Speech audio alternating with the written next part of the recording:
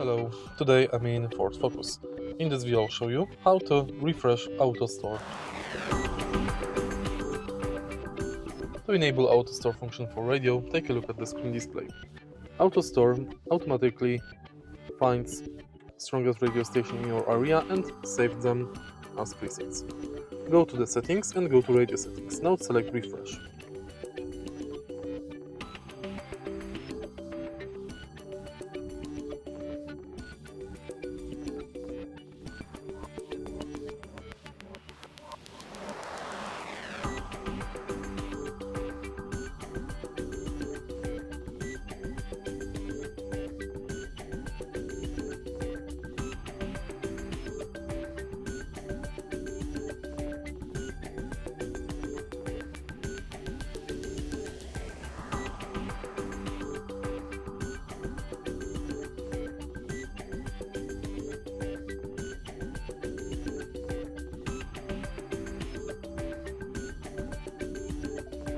And it's done.